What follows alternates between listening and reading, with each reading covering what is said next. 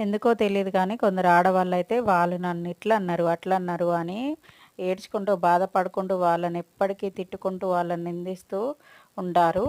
అలాంటి వాళ్ళ కోసమే ఈ చిన్న కథ. ఒక ఊర్లో ఒక చిన్న బాబు సమ్మర్‌లో తన నానమ్మ వాళ్ళ ఇంటికైతే వెళ్తాడు. అక్కడ పిల్లలందరూ కలిసి కైట్స్ తయారు చేసుకొని ఆడుకుంటూ ఉంటారు. ఇతని కైట్ మాత్రం కొంచెం సేపటి తర్వాత ఒక చెట్టు సందులో ఇరుక్కొని చిరిగిపోతుంది. దానికి బాబు ఏడ్చుకుంటూ, "నువ్వు చేయడం వల్లనే ఈ కైట్ విరిగిపోయిందని" చెట్టును నిందిస్తూ, తిడుతూ 2 గంటల నుంచి ఏడ్చుకుంటూ ఉంటాడు. అది చూసిన వాళ్ళ తాతగారు, "బాబు ఇలా రా, ఎందుకు ఏడుస్తున్నావు?" అని అడుగుతాడు. దానికి బాబు, "ఈ చెట్టు వల్ల నా కైట్ అయితే చినిగిపోయింది తాతయ్య. అందుకనే దాన్ని తిడుతున్నాను" అని చెప్తాడు. "కైట్ తయారు చేయడానికి నీకెంత సమయం పట్టింది బాబు?" అని అడుగుతాడు. అప్పుడు బాబు, "హాఫ్ అన్ అవర్ పట్టింది తాతయ్య" అని చెప్తాడు. "నువ్వెప్పటినుంచి ఈ చెట్టుని తిడుతున్నావంటే" 2 గంటల నుంచి తిడుతున్నాను అంటాడు.